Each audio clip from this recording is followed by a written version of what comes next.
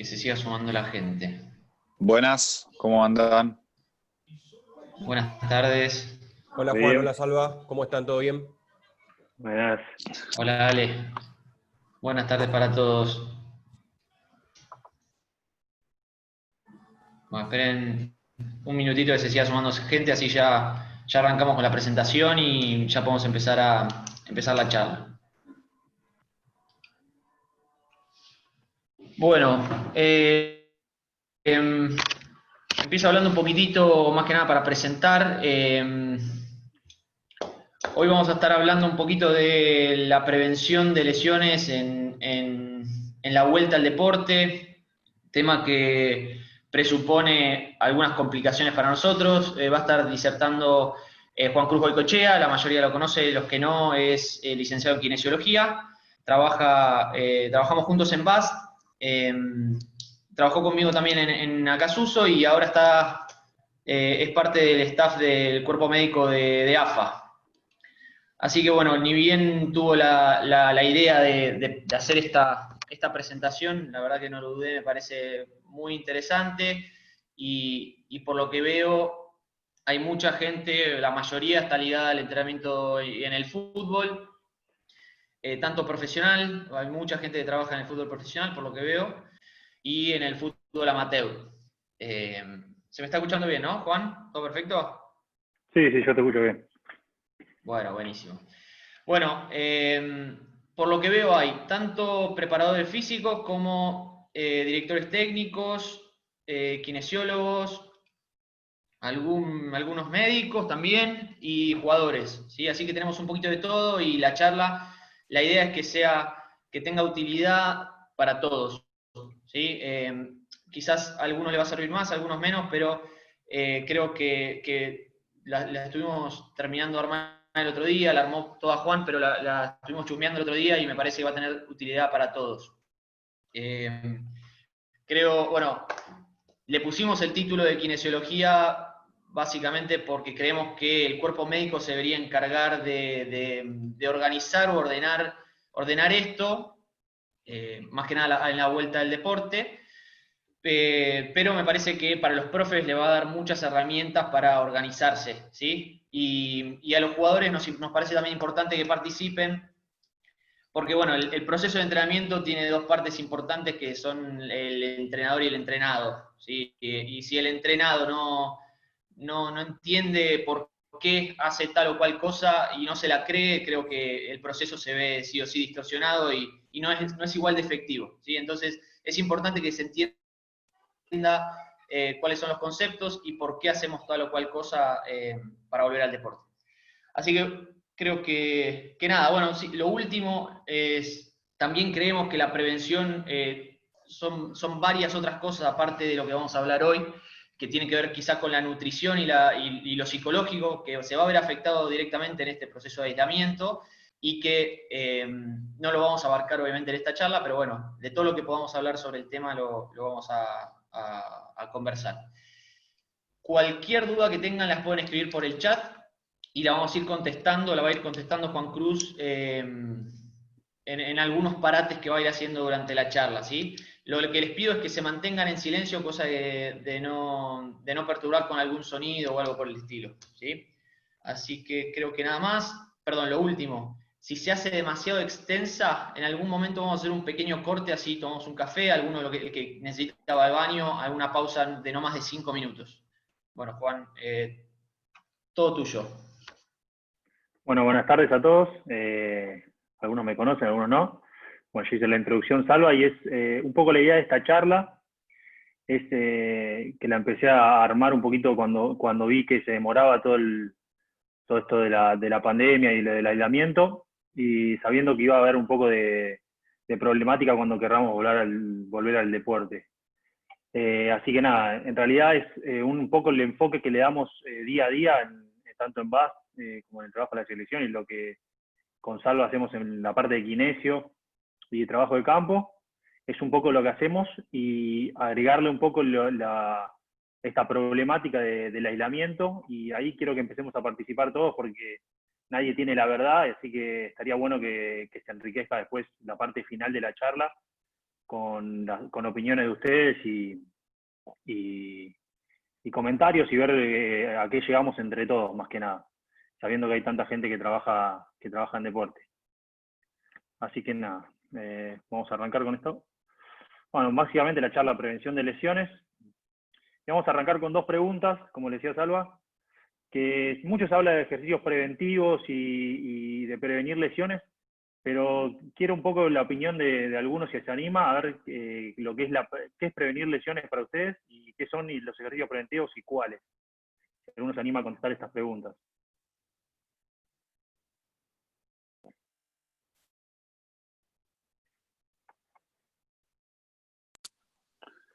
Bueno, arranco así, ayudo también a un poquito a desestructurar y romper el hielo, ¿les parece? Dale, Juancito. A ver, mencionamos a los ejercicios preventivos, aquellos ejercicios que se asemejan a ciertos movimientos, a ciertas exigencias del partido, de la competencia, del entrenamiento, ¿sí? Entonces generamos un estímulo previo justamente para, ¿cómo se llama? Para avisarle al cuerpo, llamar así, no me sale la palabra ahora, ¿sí? Pero para que el cuerpo se adapte, para adaptar esa es la palabra, para adaptar al cuerpo a futuros movimientos de esta índole. Y ejercicios, bueno, tenés un montón de todo. Perfecto, sí, un poco va por ese lado, me parece muy buena la respuesta.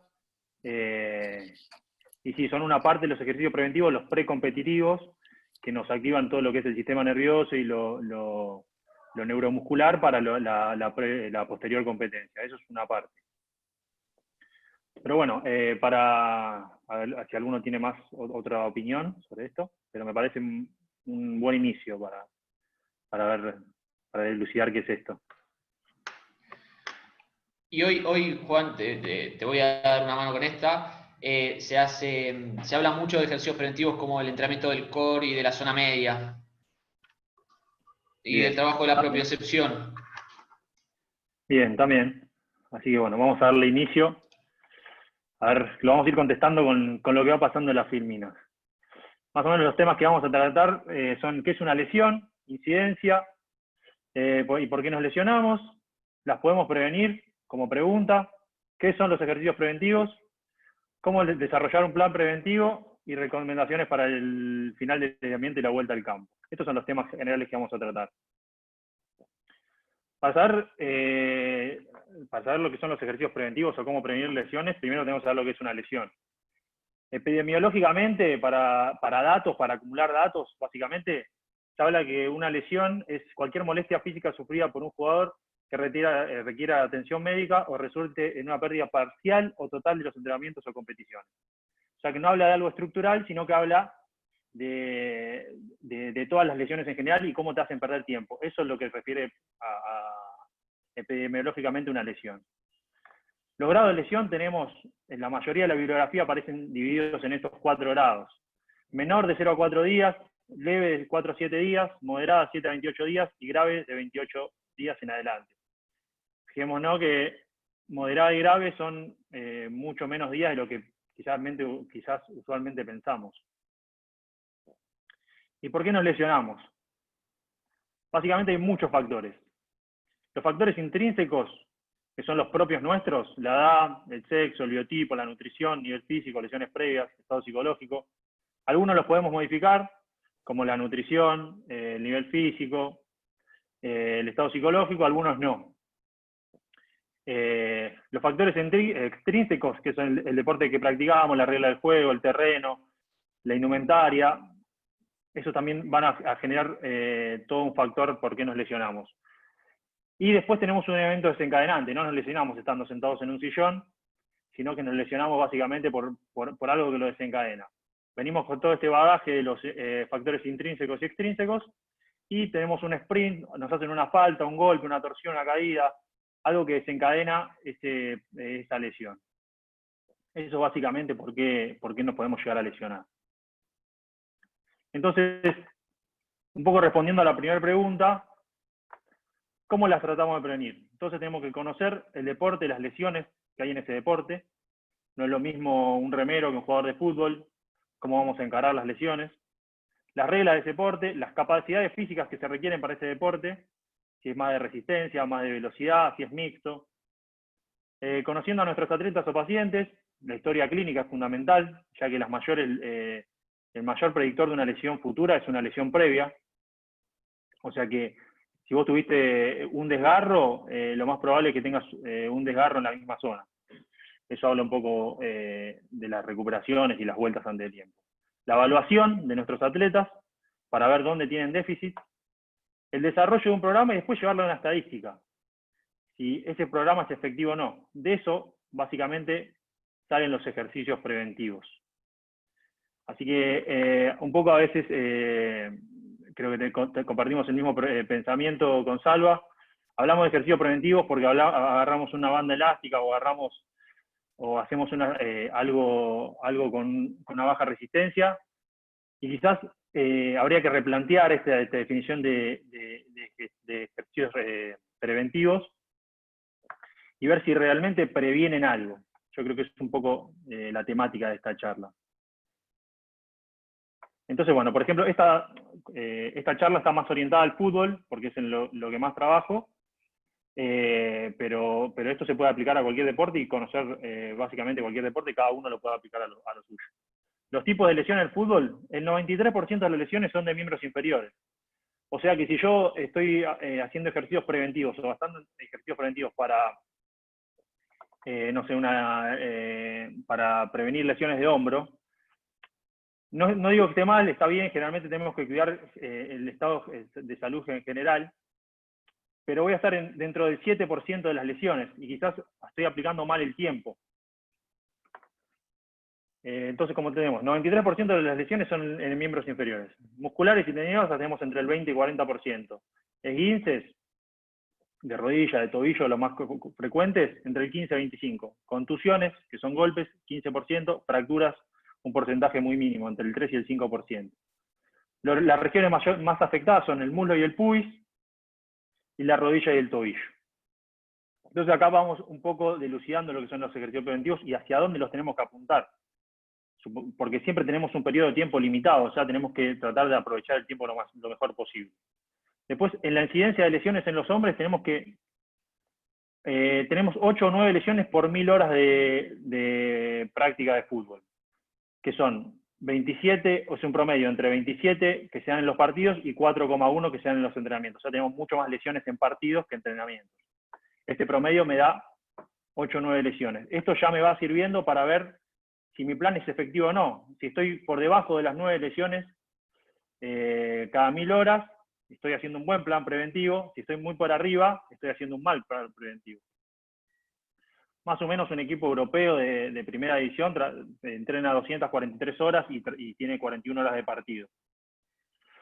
10% de las lesiones musculares 10% de las lesiones por temporada son musculares. Un jugador se pierde 37 días por temporada por lesiones. Esto en una temporada, más o menos el 12% de la temporada.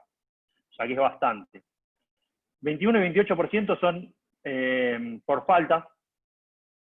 El 16% son severas. Y acá tenemos un dato que el 73% de las lesiones de cuádriceps son en entrenamientos. Así que hay que tener mucho cuidado a veces con lo que hacemos en los entrenamientos. En las mujeres tenemos un poco menos de lesiones cada 1000 horas, pero aumenta mucho la incidencia en tobillo, 2-1 con respecto a los hombres, y en lesiones de rodilla, 1,5. O sea que tenemos el doble de lesiones de rodilla y la mitad más el doble de lesiones de tobillo y el 50% más de lesiones de rodilla. Así que bueno, ahí vamos un poco orientando. Esta es toda la bibliografía que usamos. Y bueno, ¿qué nos demanda el fútbol? Esto está un poco conociendo el deporte que practicamos, lo que hablamos un poquito antes, para ver qué tenemos que prevenir y qué hacen nuestros jugadores o nuestros atletas. En el fútbol, más o menos estamos cerca de 4 kilómetros caminando, que es caminar abajo de los 7 kilómetros por hora. Un poco más de 4 kilómetros al trote, que son entre 7 y 14 kilómetros por hora aproximadamente. casi 2 kilómetros corriendo, que son entre 15 y 20 kilómetros por hora de velocidad. Estamos cerca de 700 metros corriendo a alta velocidad, que es entre 20 y 25 kilómetros por hora, y arriba de los 25 kilómetros por hora hacemos 300 metros aproximadamente.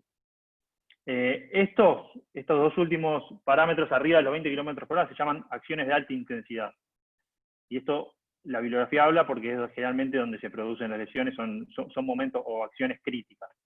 A esto le sumamos 700 aceleraciones y desaceleraciones, 40 cabezazos por partido, 40 pases, 40 disputas cuerpo a cuerpo más o menos que hace cada jugador. Entonces ahí tenemos un parámetro a lo que los tenemos que preparar a nuestros jugadores.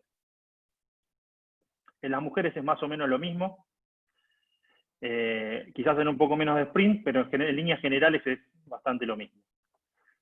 Si se acuerdan, estamos hablando de las acciones de alta intensidad que son arriba de los 20 kilómetros por hora. Hacemos más o menos 45 por partido, 1100 metros en total.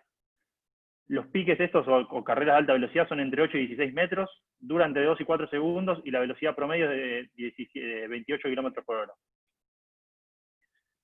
Los tiempos de descanso en el fútbol, el promedio es casi 2 minutos entre estas carreras de acciones de alta intensidad. Pero tenemos muchos pasajes donde están por abajo, más o menos el 40% de estos 45, o sea que 20 más o menos, tenemos menos de 1 minuto de descanso.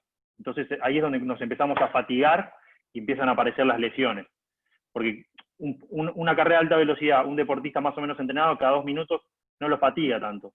Pero en los momentos que sean seguidamente o con menos de 1 minuto de descanso es donde empieza a haber fatiga y empieza a haber el riesgo de aparición de lesiones. La naturaleza del descanso, parado estamos muy poco, la mayor parte del tiempo la pasamos caminando, trotando y corriendo, el 35% más o menos entre las dos.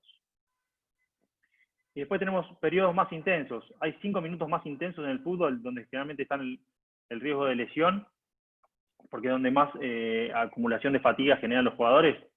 En esos 5 minutos, más o menos se hacen 600 metros, 110 de esos 600 son a alta intensidad. Y el promedio de descanso es abajo de los 30 segundos. Entonces ahí es donde el jugador, son 5 minutos intensos, donde el jugador empieza a sentir mucho la fatiga y empieza a hacer muchas acciones a alta velocidad, donde nos predisponen principalmente a lesiones musculares. Entonces, en resumen, para ir dándole forma a qué son los ejercicios preventivos, tenemos que saber cuáles son las lesiones que tenemos en nuestro deporte. Musculares y articulares, en el caso del fútbol, la gran mayoría. Y esto nos sirve para hacer una evaluación de nuestros deportistas y desarrollar una intervención.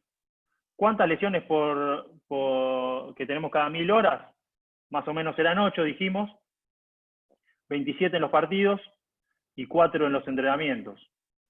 ¿Esto para qué nos sirve? Para tener un parámetro si estamos haciendo bien las cosas o mal. Si estamos por debajo de ese número, sería que estamos haciendo bien las cosas. Si estamos muy por arriba de ese número, estaríamos haciendo mal las cosas. Y tendríamos que ir a evaluar e intervenir de nuevo. Y las demandas, en nuestro caso, los kinesiólogos, nos sirven para saber si estamos listos para ir sobre todo en el trabajo de campo, para ver si un jugador está listo para las demandas que nos va a exigir el fútbol. No me sirve que el jugador pueda hacer 3 o 4 piques y decir que está bien, sino que lo tengo que someter a por lo menos esos 5 minutos más intensos y generar protocolos de alta con esos parámetros. Así que nada, acá una pequeña pausa. Si alguno tiene una pregunta, no sé, Salva, vos me dirás que tenés el chat. Si alguno tiene una pregunta, y si no, seguimos con la charla. Por lo que veo no hay dudas. Esperemos un minutito.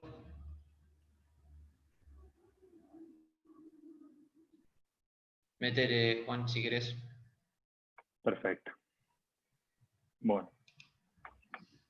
Desarrollando el programa preventivo. ¿Qué hacemos en un programa preventivo? Atacamos varios factores. La movilidad de las articulaciones, el control motor y la fuerza, la resistencia que necesita el deporte.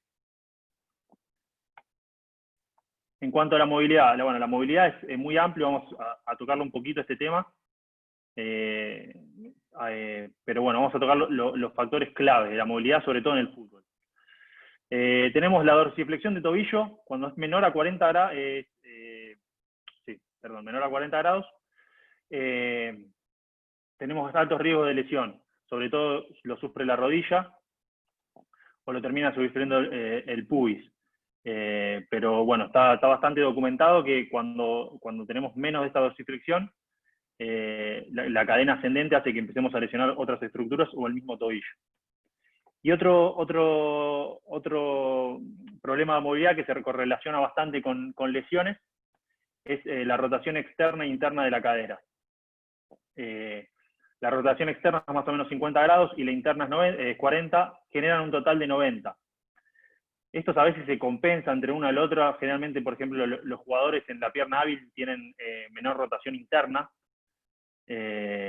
porque generalmente los pasos son con cara interna, entonces tienden a tener un poco más rotada hacia externamente.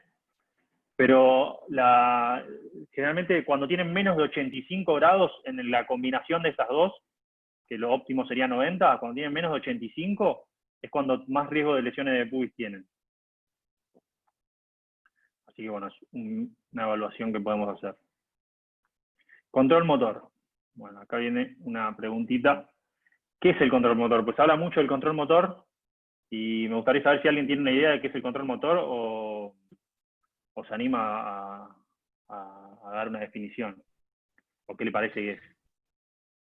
Si no se animan por audio, pueden escribirlo también, ¿eh? Sí, lo pueden escribir.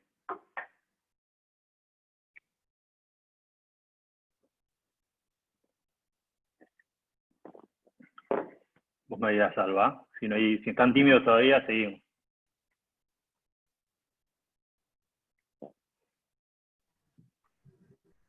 Le falta romper el hielo un poquito.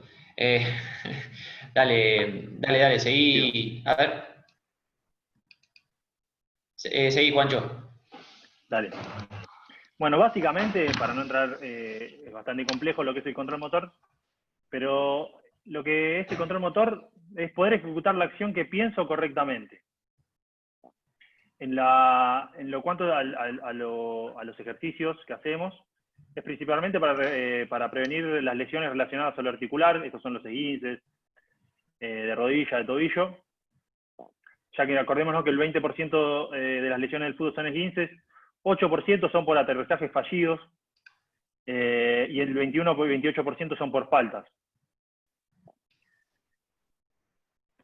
El control motor básicamente es esto. Si ven, esto como si fuera una feta de pan lactal del cerebro, donde de este lado tenemos la información que nos llega al cerebro. Y si ven ahí arriba, está representado como un cuerpo medio raro, pero es la información que nos llega de los distintos sectores. Acá si ven, las manos y los pies tienen una gran representación, significa que nos llega mucha información a través de los pies y de las manos, a diferencia del tronco quizás. Y del otro lado tienen la parte motora del cerebro.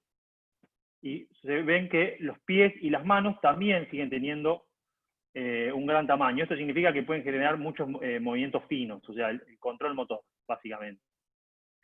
Que podemos ejecutar acciones precisas. Y acá doy un ejemplo con un piano, que por ejemplo, este pianista tendría un buen control motor, ¿por qué? Porque hago que haga la secuencia de la música, la partitura que tenga que tocar, entonces toca el verde, el rojo, el celeste, el amarillo, el rosa, todos en orden y no se equivoca. Ahora tenemos el segundo pianista, que le decimos que toque esto, pero toca el verde bien, el rojo toca la de al lado, en el celeste toca también la de al lado, en el amarillo toca la de al lado, y después sigue bastante bien. Esto, en la parte, o sea, lo que es en un ejercicio, se ve como algo descoordinado, o que usa músculos que no tiene que usar, o activa un patrón incorrecto. Bien, esto puede ser porque lo piensa bien y lo ejecuta mal, o puede ser porque lo piensa mal, entonces evidentemente lo va a ejecutar mal. Pero bueno, básicamente es esto. ¿Cómo lo evaluamos? Hay millones de maneras de evaluar el control motor. Voy a dar una, pero es según el estado que estemos, porque podemos evaluarlo. Los cambios de dirección, las sentadillas, todo lo que sean movimientos complejos se evalúa el control motor. Esto es el test de sentadilla a una pierna, donde básicamente le pedimos 3 sentadillas al jugador, y tenemos parámetros de la rodilla, de la cadera que esté estable, del tronco que no se incline, la rodilla no tiene que pasar por adentro de la línea del segundo dedo. Son varios parámetros que tenemos. Esta es una evaluación, pero hay miles. Que según lo que necesitemos podemos hablar con un cambio de dirección, a ver cómo cambia de dirección, cómo tiene el manejo de las piernas. Con saltos también se evalúa mucho el control motor. Pero bueno, esto es un ejemplo de una evaluación de control motor. ¿Y cómo se trabaja este control motor? Espacial, temporal y dinámico. Espacial es el dónde del movimiento. Acá este es el mismo paciente de la evaluación. No sabía dónde poner la rodilla, entonces le puse el palo para que mantenga la rodilla en ese lugar. Entonces no le hago hacer ninguna sentadilla, que se mantenga en ese lugar. Entonces ya aprende dónde está el palo, a dónde tiene que ubicar la rodilla. Por eso es espacial, el dónde de ubicar la rodilla. Después temporal, ya lo agrego a un movimiento más complejo. Este puede ser un ejercicio también, una evaluación también como un ejercicio, sentadilla a una pierna.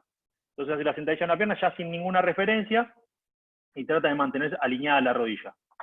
Y por último, hace dinámico, es cuando le agregamos fuerza a eso, o velocidad, un componente externo que ya lo haga mucho más difícil. En este caso, traslado esa sentadilla a saltos, a la recepción del impacto con un salto. O sea, es mucho más complejo. Pero si yo lo que quiero que se lleven de esto es que si yo pongo a hacer saltos a alguien que no sabe dónde poner la rodilla, en algún momento lo va a hacer mal. Entonces, primero tiene que saber dónde poner la rodilla para hacer toda la secuencia y aprender cómo es. ¿Para qué nos sirve esto? Como les decía, el control motor se evalúa en un montón de cosas, hasta cómo lleva la pelota a alguien. Este sería todos los movimientos, esto sería la secuencia de un movimiento, como les decía. El control motor busca que el movimiento sea subconsciente, o sea que no estemos pensando todo el tiempo en el movimiento. Acá lo tenemos a Messi, por ejemplo. Messi sería, llevando la pelota, sería consciente en el momento que arranca a trasladar la pelota. Después ya no le representa absolutamente ningún esfuerzo casi cognitivo llevar la pelota, porque lo hace desde que es chiquito y lo hace miles de veces por año. Entonces, vuelve a ser consciente cuando se tiene que desprender de la pelota. ¿Cuándo es esto? Cuando hace un pase, cuando patea al arco, o cuando decide finalizar la jugada. Después, esto generalmente cuando es un movimiento una acción muy simple. Ya si la acción es un poquito más compleja, ¿qué pasa? Messi agarra la pelota, le sale un rival y tiene que volver a ser consciente para esquivar al rival. Pero como la acción de llevar la pelota no le significa ningún gasto, tiene mucho tiempo para pensar en eso. Y así sucesivamente. Acá le sale otro rival y después termina pateando al arco con él. La diferencia, acá lo vemos, por ejemplo a Messi, que está mirando ya para adelante, con el pie pone el pie, y ya no tiene que mirar la pelota porque es totalmente subconsciente, lo tiene totalmente automatizado. Eso es lo que buscamos, automatizar el movimiento. En cambio, este chiquito que está dando los primeros pasos en el fútbol, tiene que mirar todo el tiempo la pelota, a ver dónde está, dónde tiene ubicado el pie, y sería este número 3. ¿Por qué? Porque arranca, mira la pelota dónde está el pie, todo el tiempo se va haciendo consciente ese movimiento, que sería ahí lo rojo. Entonces si le sale un rival de costado, o para sacarle la pelota, no lo va a ver porque está muy ocupado mirando la pelota. Esto básicamente es con todo, en los saltos, en los movimientos. Cuanto más subconsciente hagamos el movimiento, menos riesgo de lesión vamos a tener, porque vamos a estar preparados para lo impredecible, digamos. Y acá vemos un estudio que se hizo con Neymar, que acá está haciendo un ejercicio con el pie Neymar. Esos 2 puntos rojos es lo que se le activa del cerebro cuando hace el movimiento con el pie. Estos 3 fotos siguientes son de jugadores profesionales de la Segunda Liga de España, ya se le activa muchísimo más. Y esta última es de un jugador de fútbol amateur. O sea, observen la diferencia del espacio que le lleva a Neymar hacer un ejercicio con el pie, a diferencia con los otros. Por eso Neymar, cuando le sale un rival, está mucho más preparado para gambetearlo o resolver la situación. Es un poco lo que nos va a pasar cuando volvamos. Vamos a volver un poquito atrás. Cuando volvamos a los juegos, muchos jugadores que tengamos, por ejemplo, un jugador de fútbol, él va a pensar que puede hacer esto, porque en su mente sabe llevar la pelota. Pero ¿qué pasa? La inactividad lo va a llevar a que le pase esto, porque sus piernas no le van a responder. Es como que como el pianista tuviese frío en los dedos y capaz sabe tocar la música, pero como tiene frío en los dedos es un poco incoordinado. Esto va a pasar un poco lo que va a pasar un poquito a la vuelta al deporte. Entonces hay que trabajarlo bastante y después lo vamos a ver un poquito más adelante. Bien. Y Juan, después en las perdón, lesiones te musculares. interrumpo. Sí. Justo Juan Francisco hizo una pregunta que venía al tema, no quería dejarla pasar. La precisión del Dale. control motor es consciente. Bueno, la explicaste en el último minuto hablando, digamos. En realidad se va al subconsciente en el momento que la mecanizaste y la hiciste tantas veces que ya no la tenés que pensar. Y esa es la idea, digamos, esa es la idea, que la vuelta al deporte va a llevar al consciente muchas cosas que nosotros solíamos hacer de forma inconsciente y esto os presupone de antemano la posibilidad de muchas lesiones porque vamos a tener que coordinar y vamos a tener que pensar demasiado cada movimiento. Claro, exactamente. Va a generar un momento de confusión entre que sabíamos hacerlo, pero ahora no me está saliendo como lo solía hacer, entonces ese momento de adaptación, la primera etapa de la vuelta al campo va a ser todo un desafío para todo lo que trabajamos en esto. Bien, y ya que estamos frenados, antes de que empieces con lesiones musculares, Sí. Lucas pregunta, de los 5 minutos intensos que vos hablaste previamente, ¿en qué momento del partido hablas? ¿Es aleatorio? Estos son los 5 minutos más intensos de todo el partido.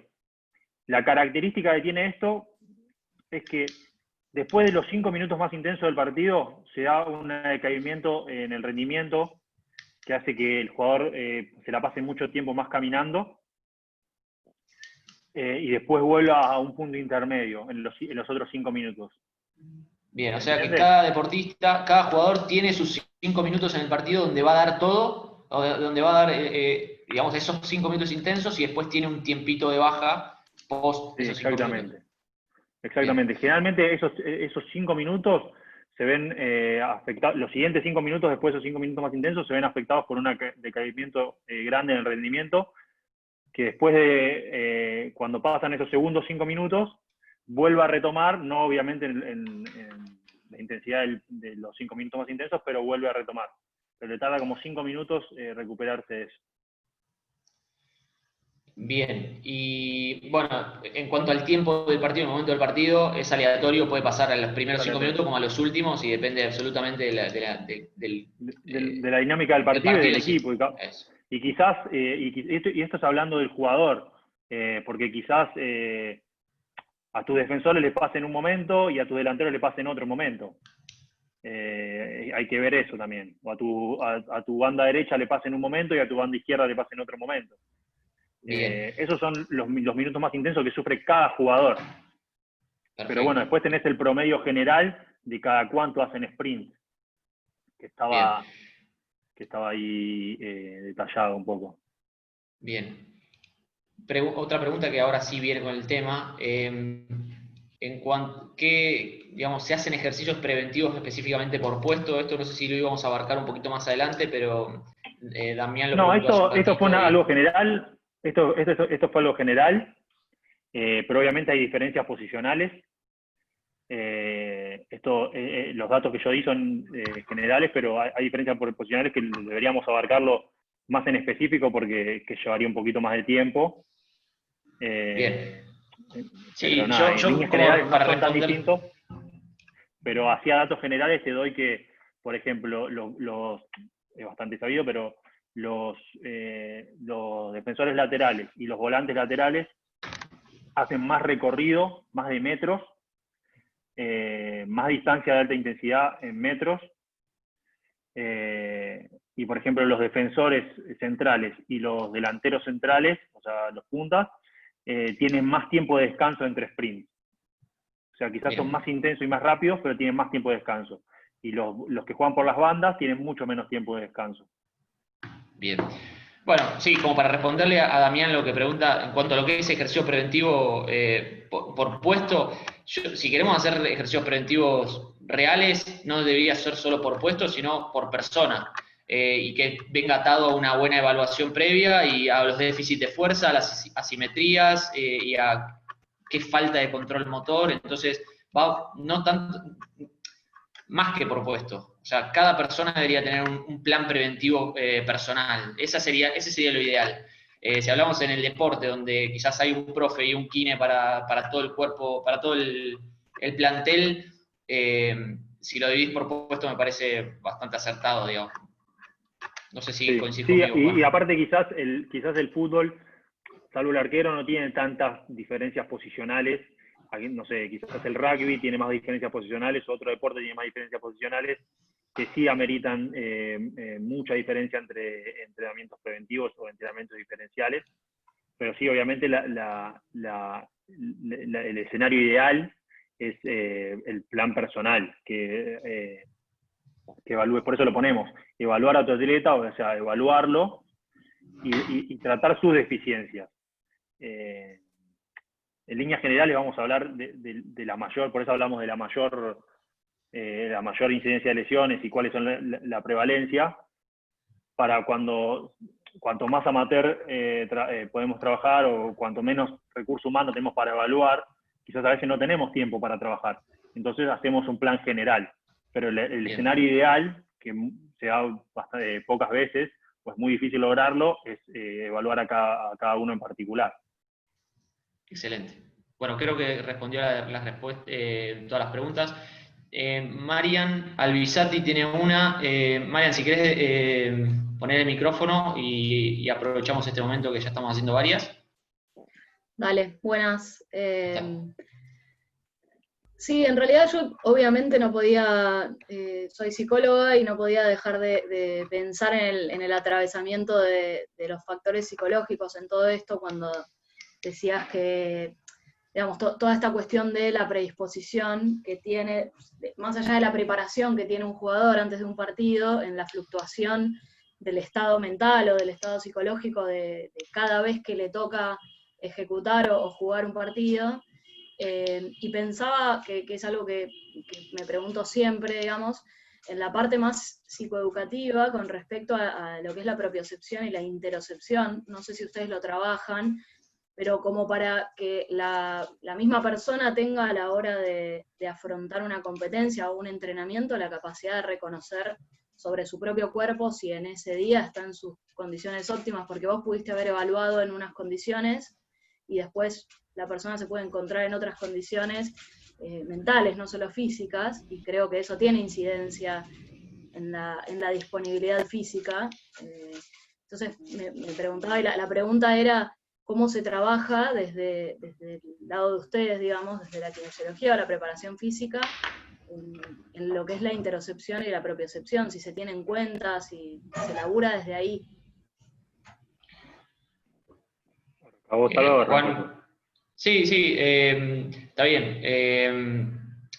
Claramente las evaluaciones siempre te van a dar números distintos a lo que va a ser el partido. Eso ni hablar, o la presión de jugar en diferentes canchas, y eso sí. Más cuando hablamos de alto nivel, hay un montón de otros factores que no se pueden controlar. Creo que en este caso particular estamos hablando de las condiciones físicas estrictas. No sé si dije más o menos lo que pensaba Juan. Sí, yo pienso lo mismo. Acá hablamos de factores físicos. Obviamente que es muy difícil replantear el escenario de una competencia. Sí trabajamos todo para que sea interoceptivo. No damos, por ejemplo, cuando trabajamos lo que es propiocepción y eso, no damos indicaciones verbales generalmente, como yo mostré lo del bastón. Son todas correcciones que llevan a la propiocepción. Interocepción para que cada uno empiece a conocer su cuerpo. Porque lo verbal, como sabés, trabaja sobre la memoria de trabajo y eso se termina yendo. Lo que hacemos es trabajar sobre las experiencias sensoriales y obviamente que en la competencia todo es distinto porque un jugador que se siente muy presionado va a llevar todo al consciente, como lo hablamos ahí en la otra filmina. Entonces pasa mucho, para un ejemplo gráfico, son los penales en el caso del fútbol. Porque quizás un jugador hace todo mecánico en la hora del partido porque es todo muy rápido, pero a la hora que tiene que patear un penal, que tiene mucho tiempo entre que camina de la mitad de la cancha hasta patear el penal y tiene tiempo para pensar a dónde va a patear, ahí entran un montón de factores emocionales y generalmente es muy difícil esa situación. Entonces, es muy difícil para nosotros replicar el estado psicológico de dependencia, pero bueno, trabajamos Pero en con fin, necesidades cuanto más sensoriales. lo mecanices, debería ser preventivo. Debería seguir siendo Sí, preventivo. obviamente. Sí, obviamente. No sé si respondimos, Eso, Mariana, a tu eso pregunta. sería más trabajo del psicólogo, digamos.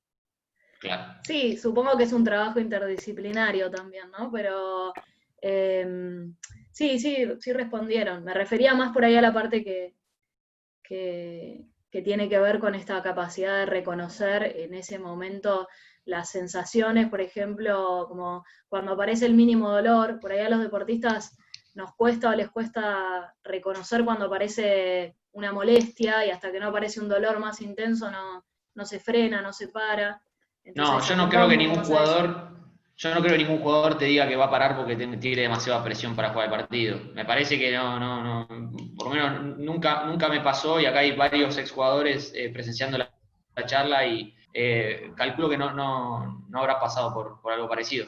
Pero bueno, sí que estoy absolutamente de acuerdo que es un factor determinante la parte psicológica y emocional en el factor de lesiones. Pero que es una parte que por lo menos de lo nuestro o de lo que planteamos en la charla, no lo podemos trabajar. Sí se puede trabajar mucho con un psicólogo.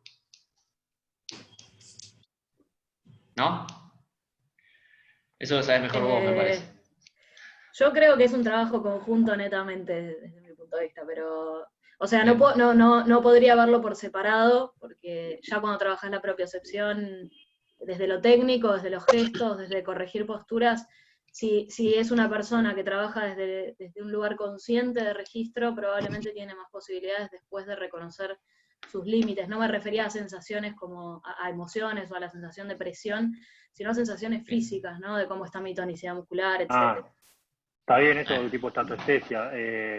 Sí, eso por eso lo Claro, trabajamos nosotros, la estatoestesia. Sí lo trabajamos y al final de la charla hay un poco de cargas internas que trabajamos, que vamos a hablar un poquito de cargas internas, que va a dar un poco de referencia a ver, para que los deportistas empiecen a valorar cuánto se cansan, por ejemplo.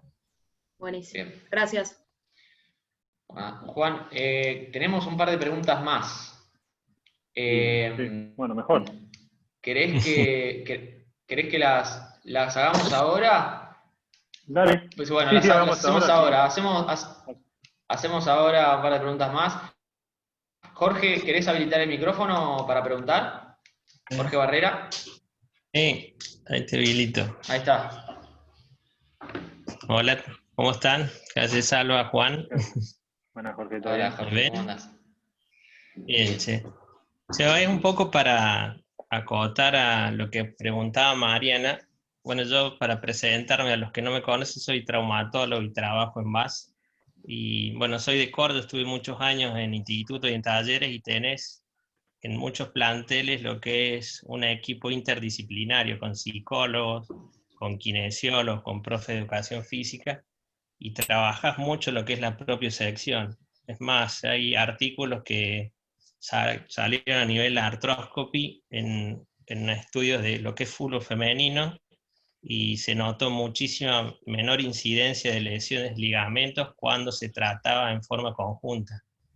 Es como un aporte a lo que por ahí a Mariana le estaba preguntando, el tema de esto que sí se trabaja.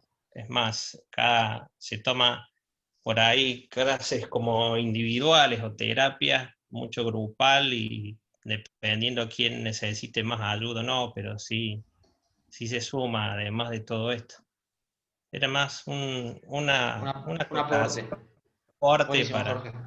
para lo que le había preguntado a Juan la, Excelente. la Muchísimas psicóloga. gracias, Jorge. Gracias por el aporte. Jorge. Bien, te hago otra pregunta, Juan. Eh, Bueno, justo vos sacaste una publicación de esto, Andrés, pregunta sobre la utilización de las neurociencias y la imaginación de sentirse en el partido. Sacamos una publicación hace poquito en BAST, que activa grande de los centros cerebrales que después nosotros vamos a usar en el partido, simplemente con la imaginación y sentirse en ese momento, y si puede servir como herramienta a la hora de volver, digamos. Sí, eso es, no sé si está Tania conectada, que es a la que empecé a ver un poco de imaginería motora por ella. Sí, es el imaginarnos en el partido, y si nos imaginamos en primera persona, sobre todo, como si estuviéramos viviendo el partido, activa los mismos centros de la corteza motora, unas microactivaciones, y nos predispone mucho mejor y nos trabaja el programa motor, que es básicamente lo que hacemos. Obviamente no hacemos la activación muscular total, sino generamos microactivaciones. Tanto la imaginería motora, que es imaginarnos haciendo el movimiento en primera persona, y si somos, si realmente, a menudo practicamos el deporte, el ver deporte y sentir que estás jugando, tipo ver partidos, también se llaman lo que es las neuronas de espejo, que hacen que se activen también los centros cerebrales, y eso le hace mejor al programa motor, al programa que vayamos a desarrollar cuando volvamos al campo de juego. Para que se hagan una idea, las neuronas motoras, las neuronas de espejo, son las que usamos más o menos en los mano a mano, que estamos tratando de predecir lo que hace el rival. Ahí es donde más se activan las neuronas de espejo. Unos trabajos interesantes con las neuronas de espejo son, por ejemplo, se les muestra una imagen a un jugador, se frena en un momento dado, y ahí vos tenés que adivinar qué iba a hacer el jugador. Entonces, la mayoría termina acertando, porque se pone en el lugar del otro y adivina el movimiento que seguía, con la posición del cuerpo en ese momento del jugador.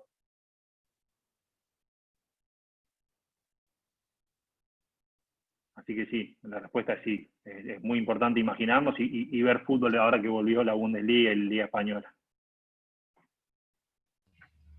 Bien, creo que responde la pregunta, inclusive ahí ya apareció un tip para los deportistas, los jugadores, y pónganse a ver fútbol e imagínense que están jugando, que sirve y esto es estudio, está estudiado. Sí, de hecho hay un caso... Sí, decime.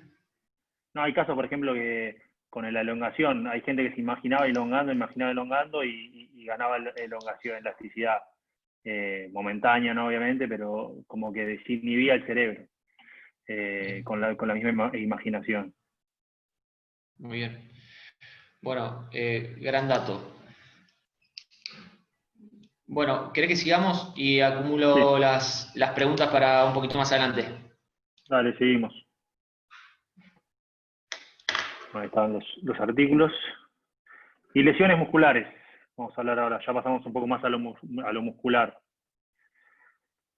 Bueno, para los que no están tanto en la parte médica, o los profes, o los médicos, o los kinesiólogos, básicamente, ¿por qué nos lesionamos el músculo, o cómo se lesiona un músculo? Y se me ocurrió un poquito esta imagen, donde esto sería un bungee jumping, ¿no? Creo que todos conocemos, donde la cuerda o el elástico sería el músculo, y el señor ese que se está tirando sería la carga que tiene que soportar el músculo. A diferencia de la creencia popular, digamos, o si no tenés estudios en cuanto a la actividad física, crees que el músculo se rompe más que nada contrayéndose. Y la realidad es que no, que se lastima más que nada en la fase excéntrica. ¿Qué es la fase excéntrica? Este elástico resiste porque puede soportar este peso, que serían 70 kilos más o menos. Entonces el tipo se tira y sabe que va a volver porque el elástico es lo suficientemente fuerte. Ahora, si yo a este elástico le ato, no sé, un camión o un rinoceronte, quizás no lo puede resistir. Entonces cuando lo tire, se va a estirar de tal manera, se va a estirar y no va a poder volver. O sea, esa es la fase excéntrica. es un poco la analogía que podemos hacer. Si la carga es mayor a la resistencia que puede tener este elástico, es cuando se van a empezar nos podemos lesionar muscularmente, digamos. O la mayoría de las lesiones ocurren por este mecanismo. Bueno, como dijimos, los isquiotibiales, en especial el bíceps femoral, son los más lesionados. En el fútbol, el 17% de todas las lesiones son de isquiotibiales. Cuanto más velocidad en el sprint tenemos, o en el pique, más se activa este bíceps femoral. Y los piques los picos de fuerza son en la última fase del balanceo. Es muy importante el ciclo de estiramiento-acortamiento. Los profes lo deben tener bastante aprendido a esto, porque el sprint en un momento son como saltos repetidos. Entonces, el ciclo de acortamiento y estiramiento básicamente es el músculo perdería mucho tiempo si se genera una contracción y un relajamiento todo el tiempo, entonces es como que se queda semi-contraído y la tensión la soporta la unión más miotendinosa. Acá lo vemos, por ejemplo, a Cristiano Ronaldo. La última fase, la fase del balanceo que decíamos, es cuando la rodilla se empieza a estirar para volver a atacar de nuevo con el talón, sería en esa parte. Ahí es donde se registran los mayores picos de fuerza que resiste el bíceps femoral, y es donde nos lesionamos mayormente. ¿Qué pasa con esto? El sprint genera mayor actividad de los isquiotibiales y del bíceps femoral, sobre todo, que cualquier ejercicio de fuerza que podamos hacer en el gimnasio. Entonces, acá ya tenemos el primer ejercicio preventivo para lesiones isquiotibiales. Quizás no se le da mucha importancia a los sprints o a las carreras de alta velocidad porque tenemos miedo de lesionar a los deportistas, y eso hace que a veces no estemos preparados cuando hay una pelota de por medio y el jugador no piense que se tiene que limitar en la velocidad y haga el mayor esfuerzo posible por ganarle al rival y se termina lesionando. Entonces, el primer ejercicio preventivo que tenemos que hacer para evitar las lesiones isquiotibiales es hacer sesiones de sprint, obviamente analizando las cargas, esto cada profe lo hará, o cada kinesiólogo, la vuelta al deporte, pero bueno, este es el primer ejercicio preventivo. Segundo ejercicio preventivo,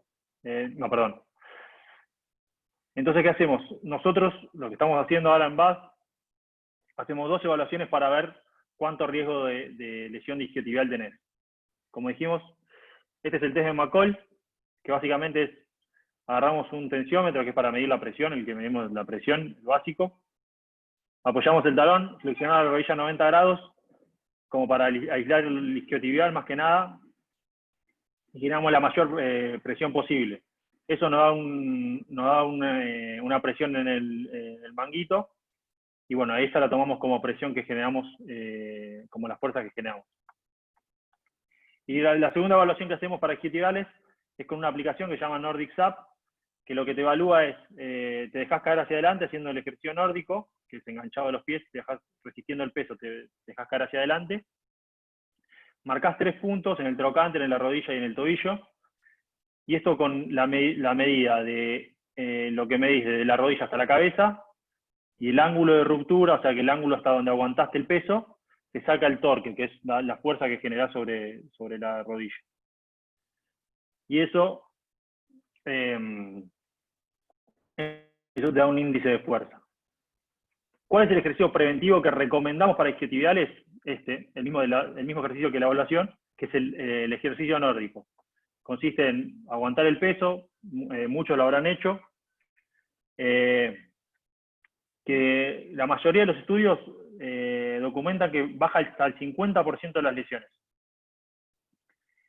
¿Cómo se hace esto? Se agarra a 2 grupos generalmente, a uno se le da el ejercicio nórdico, y al otro grupo no. A lo largo de la temporada ven cuántas lesiones tienen cada grupo. Generalmente, si el grupo que no hizo el ejercicio tiene 10, el que hizo el ejercicio tiene 5. Así es como se documenta. Pero bueno, y los estudios, bueno, básicamente, ¿por qué es tan efectivo este ejercicio? No se sabe bien. pero la mayor documentación está porque alarga o agrega fascículos, los sarcómeros en serie. ¿Qué son los sarcómeros en serie? Bueno, los que están en medicina o en la preparación fija, chicas lo saben. Para los otros, más o menos, lo traté de documentar con un Lego, que es como si tuviésemos este músculo y se divide en todos sarcómeros, el músculo a lo largo del músculo. Y agregar sarcómeros en serie es como si fuera poniendo ladrillitos arriba. O sea, tengo la fuerza y lo que voy a poder hacer al finalizar el protocolo con este ejercicio es que voy a poder generar más tensión durante más tiempo. Entonces eso va a ayudar a disminuir las lesiones de los isquiotibiales. Por eso mismo. Entonces, cuando hablamos de ejercicios preventivos, un poco para responder la pregunta que hicimos al principio, es agarrar ejercicios que estén documentados, que bajan lesiones, probarlos y ver qué sucede, a ver si realmente funcionan o no. Este es un ejercicio que funciona bastante, es muy difícil de hacer, pero bueno, está bastante documentado en la bibliografía que baja muchas lesiones, y no se sabe por qué no se incluye más en los entrenamientos y en los protocolos de prevención. Un protocolo ejemplo de la NSCA es este. Generalmente, ¿cómo los implementamos a esto o cuándo los implementamos? Previo a los ejercicios de campo lo podemos implementar o como ejercicio accesorio en el gimnasio. Y si se fijan acá, el volumen semanal es bastante poco. Es un plan corto, pero en este plan se vio que hay cambios en la longitud del fascículo, agregando sarcómeros en serie. Hay disminución del ángulo de penetración. Así que es bastante efectivo y da muchos resultados.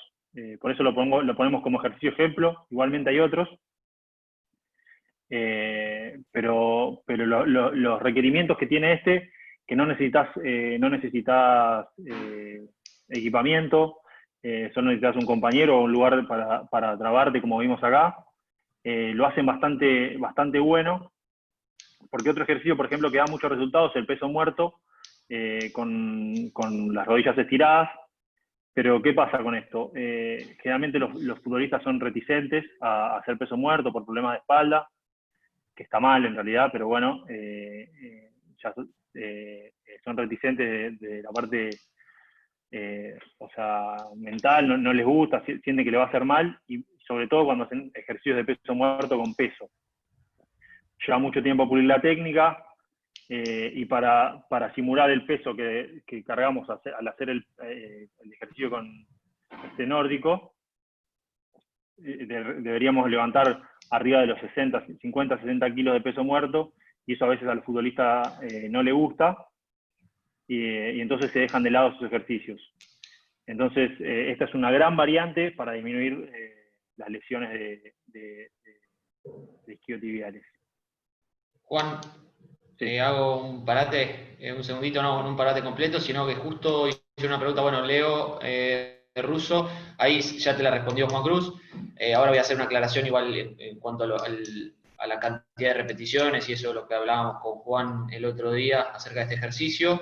Y Juan Balcells, si el nórdico llega a generar ese pico de tensión que genera el sprint. Bueno, en realidad no hay ningún ejercicio que simule la tensión que se genera en el sprint. Por eso, la vuelta al deporte presupone bastantes complicaciones a nivel, podríamos prevenirlas si empezamos haciendo los sprints, ni bien volvemos al entrenamiento, muy de a poco. Por eso Juan lo marcó como el primer ejercicio, ¿sí? Obviamente que no podés empezar el primer entrenamiento haciendo sprints al 100% porque la poca adaptación que tenemos a eso va a hacer que vaya a haber lesionados en el entrenamiento. Pero bueno, sí, hay que trabajarlo. Y en cuanto a la dosificación que preguntó Leo, En realidad, bueno, acá está el protocolo, hay un protocolo ejemplo, después hay un montón de protocolos más.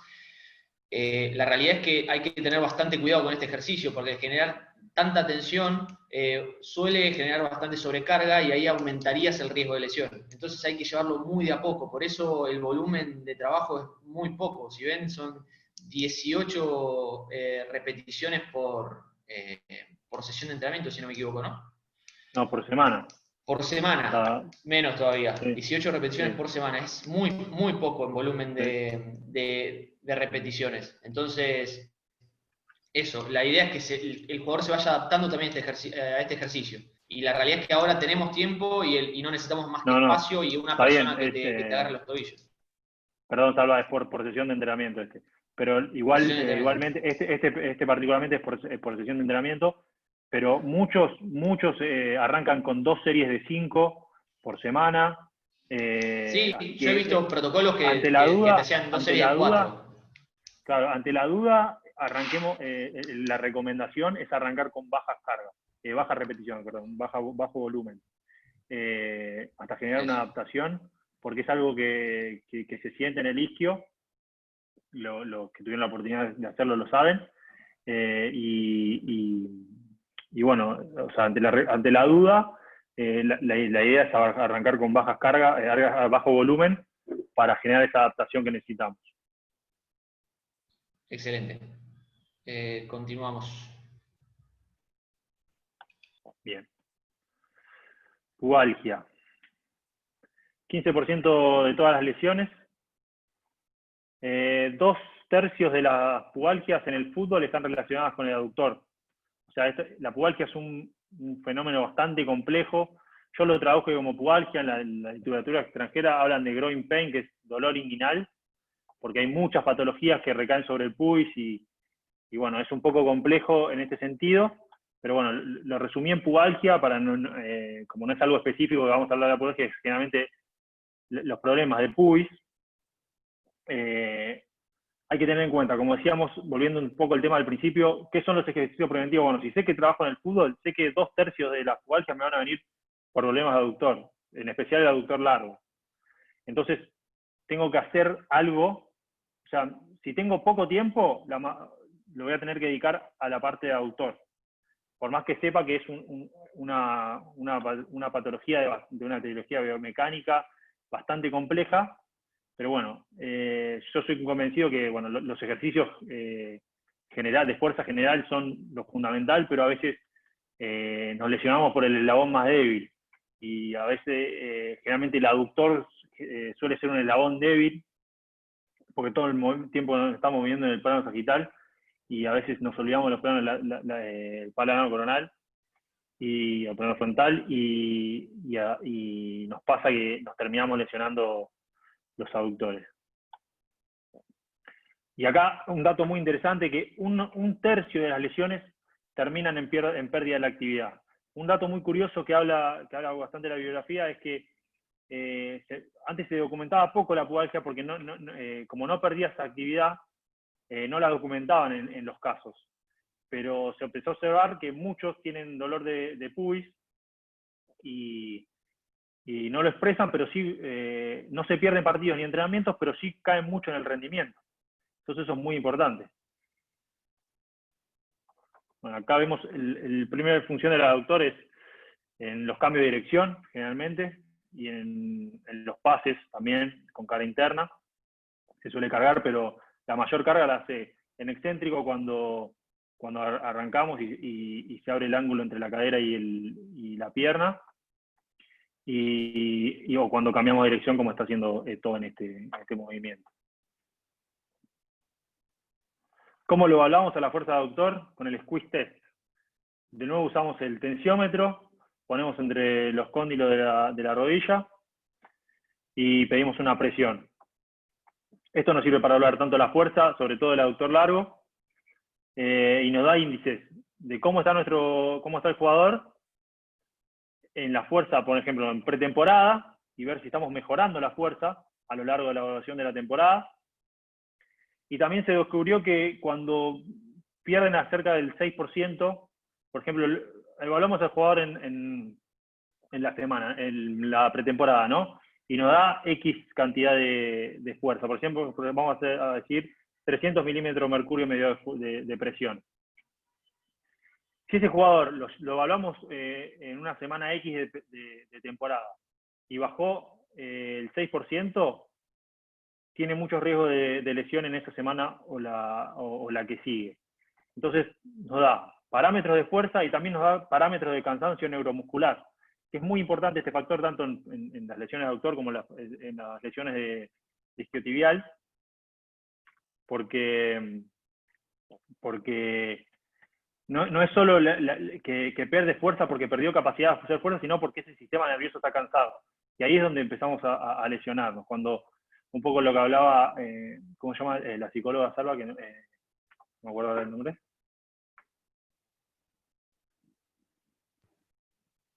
Mariana. Con lo que hablaba Mariana, de que el atleta empieza a sentir que está cansado y lo transmita al departamento médico, a los profes, al técnico. Quizás mucho se tiene miedo de decir que estoy cansado y a veces nos perdemos un entrenamiento, pero llegamos bien al partido y no nos perdemos por una lesión 3-4 semanas de entrenamiento. Estoy acá, Bueno, gracias. Perfecto.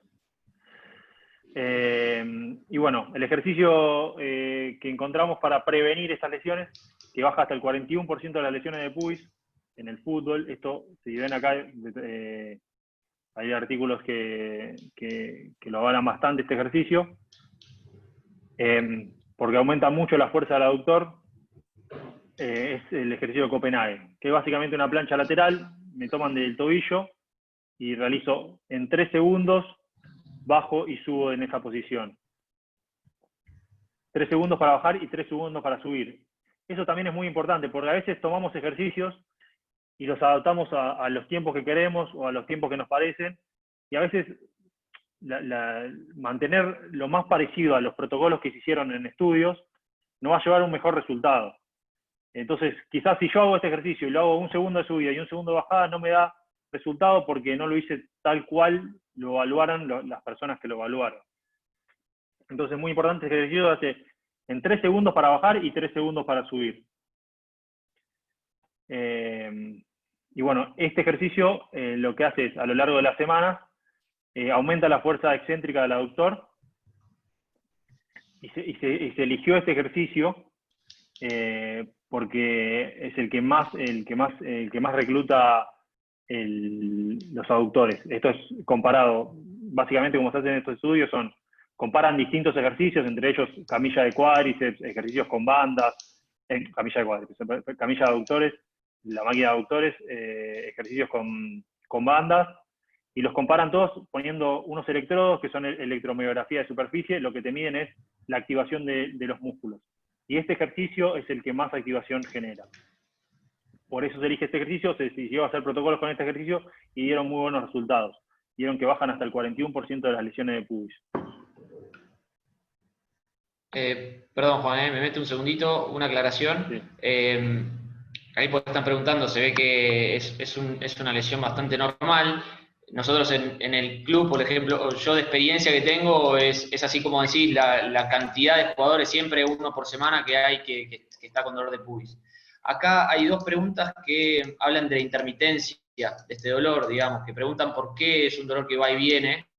La realidad es que es demasiado amplio el nombre pubalgia y abarca un montón de lesiones y abarca un gran rango de factores también. Desde problemas ascendentes, de problemas con el apoyo, hasta problemas viscerales pueden generar el dolor. Entonces es recontra multifactorial. Por eso el plan preventivo para una lesión de pubalgia es eterno, digamos. Debería ser hasta por la alimentación. Por eso el ejercicio Copenhague se habla como preventivo por el fortalecimiento del aductor. Pero la realidad es que prevenir los dolores de pubis hay que abarcar muchos factores. Y la intermitencia se puede deber a un montón de cosas. Así que, bueno, creo que sería para una charla entera. Sí, básicamente para redondear un poquito ese tema, es como dijimos, tenemos que abocarnos a veces por falta de tiempo, porque en general el fútbol se requiere el campo, entonces no podemos quitarle tanto tiempo al campo.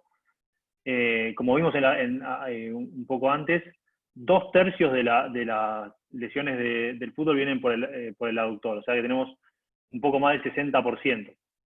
Entonces atacamos como líneas generales el aductor, porque sabemos que el 60% viene por esa causa.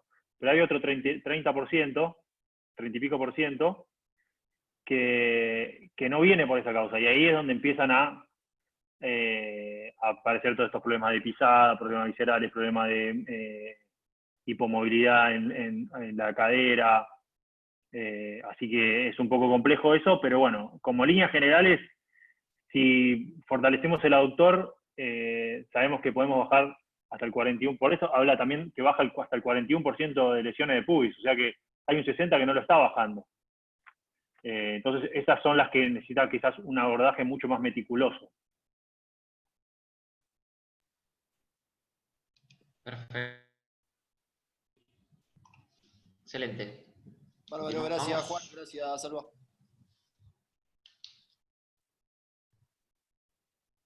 De nada. ¿Seguimos? Dale.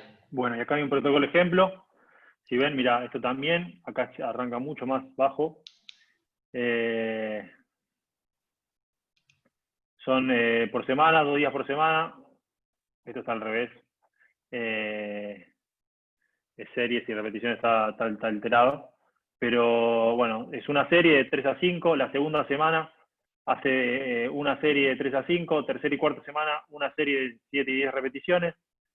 Quinta y sexta semana aumenta las repeticiones. Séptima y octava semana mantiene las repeticiones. Y durante el año se mantienen una vez por semana una serie 12 a 15 repeticiones. Y acá está la frecuencia semanal. Hace una sobrecarga progresiva durante la pretemporada, y durante la temporada mantiene como hace un mantenimiento de una serie por semana de 2 a 15 repeticiones. Este es un protocolo ejemplo que se usó, que es bastante efectivo, pero bueno, pueden buscar miles de ejemplos que es un ejercicio que anda bastante bien. Esta es la bibliografía. Cuádriceps. Bueno, el cuádriceps. Son el 5% de las lesiones totales. En el fútbol, particularmente, se lesiona el recto anterior, el recto femoral, por el remate, básicamente. Es la lesión por excelencia del remate. También se puede lesionar por desaceleración o por un salto, pero es muy raro, es bastante raro. Aunque hay, pero la mayor cantidad se da por el remate. Y un dato bastante interesante de esto es que hay muchas más lesiones de recto femoral en pretemporada que durante la temporada. En los meses de pretemporada hay muchas más lesiones, inclusive superan a las lesiones de isquiotibiales en pretemporada. Así que es un dato para tener en cuenta y ver cómo podemos disminuir esa incidencia. Como está acá, cuando pateamos, hay una extensión de cadera, una flexión de rodilla, eso hace que el cuádriceps esté estirado, y si no soporta el peso, generalmente se lesiona en la parte superior por la flexión de cadera, porque hay un alargamiento de esta porción, sobre todo, del cuádriceps, mientras la parte de abajo que se relaciona con la rodilla más que nada, se mantiene una contracción isométrica. La evaluación, esta no tiene nombre porque la estamos probando ahora. Es una evaluación que hacemos parecida a la MACOL, pero a la inversa, donde medimos la presión con un tensiómetro de la fuerza de la flexión de cadera. Y bueno, eso nos da la presión que podemos ejercer. Este ejercicio, el nórdico reverso, quizás tiene mucho menos bibliografía que los otros dos, y no está tan estudiado, genera los mismos cambios morfológicos en el músculo que que los otros dos. Como decimos, alarga agrega sarcómeros en serie, y eso le da una mayor tensión, una mayor fuerza, una mayor tensión a lo largo del recorrido. Y bueno, y simula un poco, como vemos acá en la otra foto, lo que es la carga excéntrica sobre el cuádriceps. Si lo vemos, el mayor estiramiento se genera acá sobre la articulación de la cadera, que es donde se lesiona ahí cerca de la articulación de la cadera por la tensión excéntrica que sufre ahí. Esto lo podemos simular, este ejercicio no está recomendado así, pero viendo un poco la biomecánica, lo que podemos hacer es una retroversión pélvica para generar ese estiramiento que se produce cerca de la articulación de la cadera y aumentar la tensión en esa zona. Conjuntamente, empujando hacia abajo, si podemos un almohadón por debajo de los tobillos, por ejemplo, entonces tenemos la fuerza isométrica cerca de la articulación de la rodilla y la fuerza excéntrica más cerca de la articulación de la cadera. Eso haría un poquito más específico quizás el ejercicio, y bueno, respetando un poquito la biomecánica del movimiento. Si bien no es específico porque no se parece mucho a esto, pero sí la tensión que se genera es bastante parecida, y los cambios morfológicos en el músculo son muy buenos a lo largo de la semana. ¿Tienes algo para decir, Salva, de esto? Sí, que no pase desapercibido el hecho de que el momento que más se lesiona el recto anterior es en pretemporada. Y lo que vamos a tener ahora dentro de poco es símil pretemporada, porque hace 3 meses que los jugadores no están entrenando normal. Entonces, ojo con el recto anterior. Ojo con la cantidad de remates por sesión de entrenamiento, más que, como habías hablado previamente, es un músculo que se lesiona más en el entrenamiento que en el partido, y tiene que ver con la cantidad de remates que tienen algunos ejercicios. Entonces, tenemos que hacer que el jugador vuelva a patear. Que hace 3 meses que no patea, bueno, que vuelva a patear muy de a poco y progresivo en la intensidad y en la frecuencia. No sé si estás de acuerdo, pero por lo menos sí. Parar una alerta con esto, porque aparte es una lesión que no es una lesión muscular normal, es una lesión muscular que lleva por lo menos 45 días de rehabilitación, así que ya te dejaría fuera de la primera fecha, en una tentativa primera fecha que no sabemos cuándo puede llegar a empezar. Sí, tiene mucha recidiva aparte. Tiene mucha recidiva porque... Claro. Tal cual. Bueno, nada, simplemente hacer esa salvedad.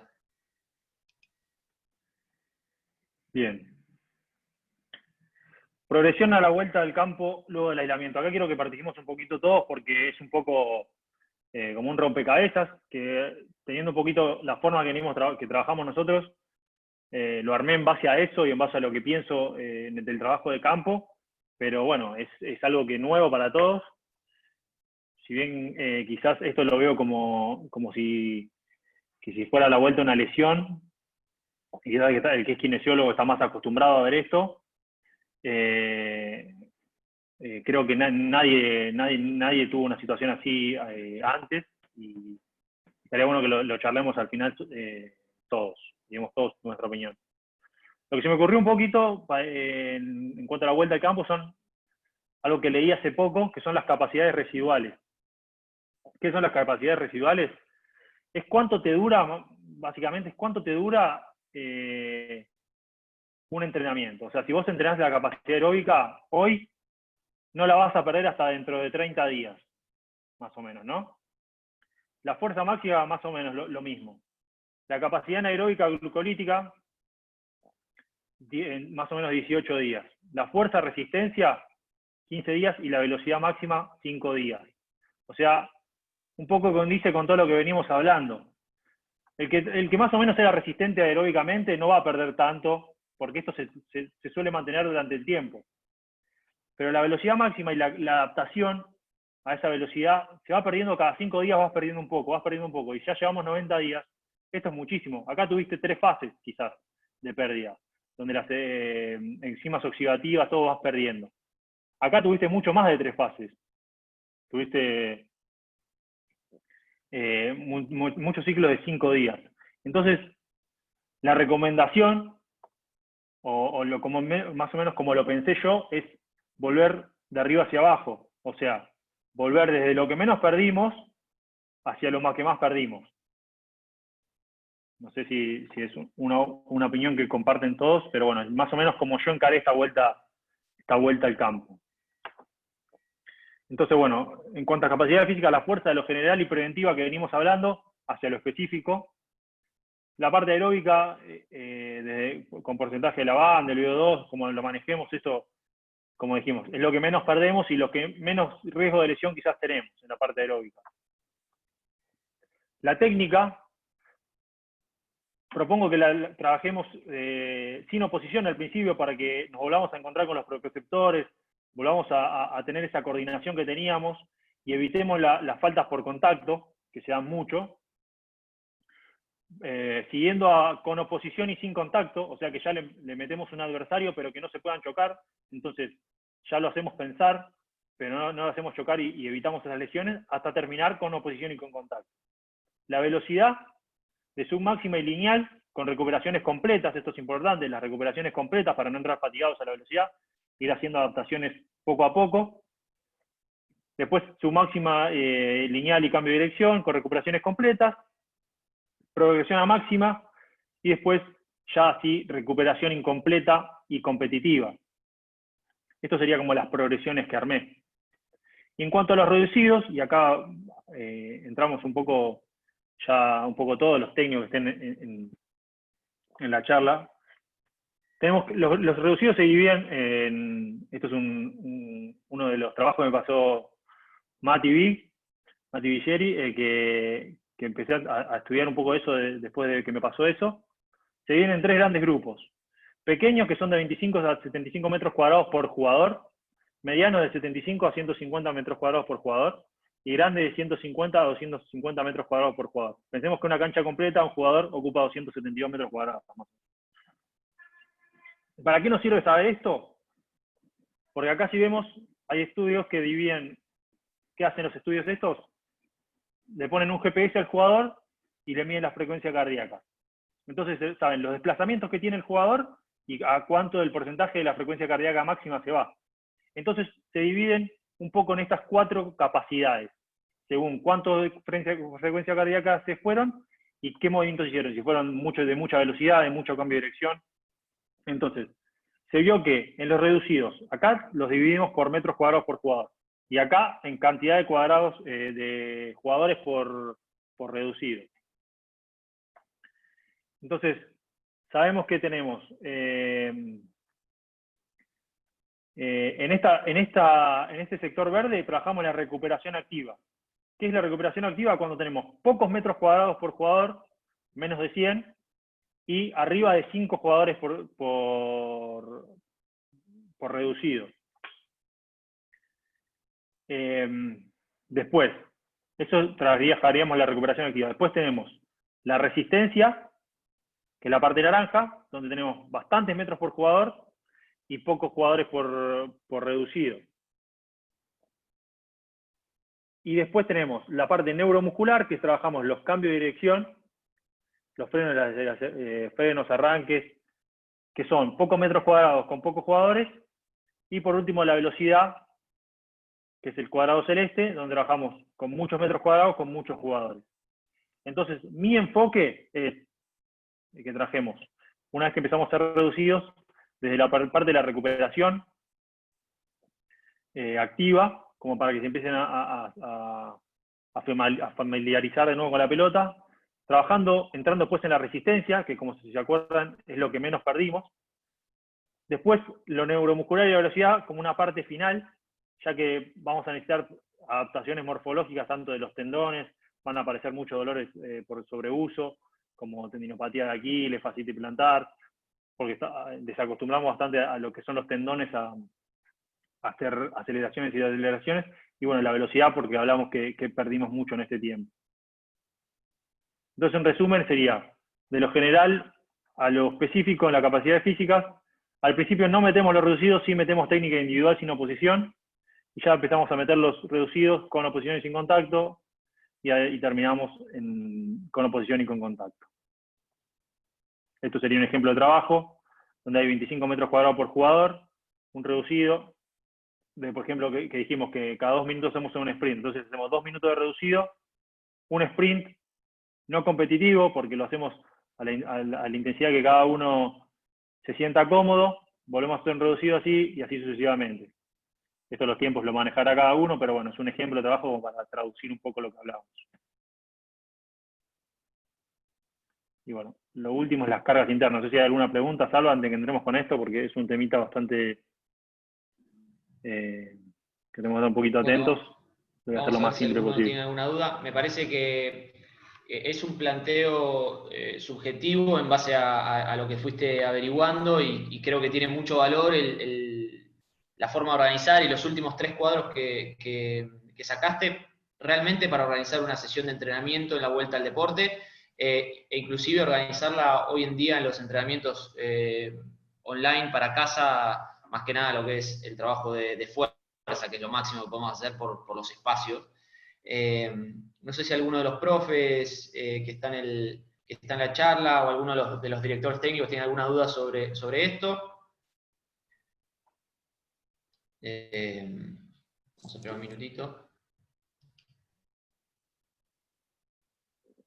Pero sí, creo que tiene mucho valor. Y, a ver, sí. Teniendo en cuenta esto, es un protocolo que Juan armó, una idea que Juan armó en base a no tener lesiones y a de a poquito recuperar las capacidades físicas. No quiere decir que sean los métodos como para mejorar la parte física lo más rápido, porque claramente no, pero es la forma más fiable sin tener riesgo de lesión, digamos, o evitando la mayor cantidad de lesiones posible. No sé si esa era la idea, por eso, Juan, lo que entendí. Sí, por eso abro el debate más que nada en esta última parte, porque es una percepción mía y como esto no tiene precedentes, es una parte que lo encaro como si vos, para llevar el riesgo de lesión lo menos posible, porque pensá que hoy una lesión, una distensión, un desgarro, que te saquen de nuevo 28 días, o entre 20, 30 días de las canchas, es otro mes más que te perdés y es muchísimo. Quizás es preferible llevar el riesgo de lesión a la mínima expresión, aunque eso te cueste un poco la velocidad de la ganancia física. Totalmente, absolutamente de acuerdo, quizás, digamos. Sí, seguí, por favor. No, que quizás llego al límite la capacidad física y en ese interín tengo muchos lesionados, y eso a la larga es peor que quizás estar un poquito peor físicamente, pero mejor, o sea, sin lesiones. Quizás eso a la larga es mejor. Sí, ni siquiera peor físicamente, básicamente reducir el tiempo. O sea, perdón, alargar el tiempo en realidad. Alargar el tiempo en realidad. Sí, obviamente que volver más progresivo. Cada uno va a fijar su punto de llegada, entonces va a tener que tratar de llegar ahí lo mejor posible, pero bueno, es una referencia de cuánto quizás esto te da una ayuda, porque no todos tenemos GPS, no todos tenemos para medir la frecuencia cardíaca en el club o donde sea. Estos son equipos de elite y eso te ayuda a ordenarlo de una manera práctica y fácil, sin necesitar ese equipamiento tecnológico. Bien. Yo, Juan Cruz, Salva. Sí. Sí, Juan Cruz, ¿cómo andás, Ezequiel? Hola, ¿cómo andás? ¿Cómo están? ¿Bien?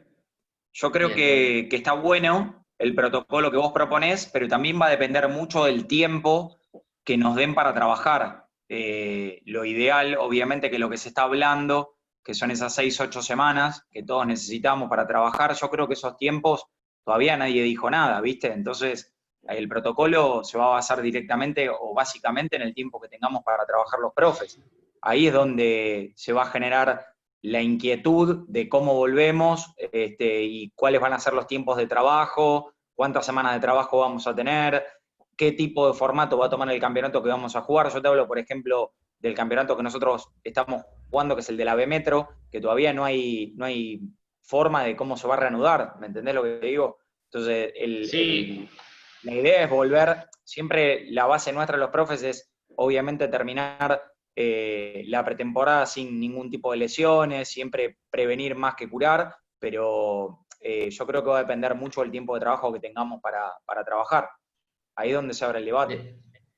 De acuerdo, absolutamente de acuerdo, absolutamente de acuerdo.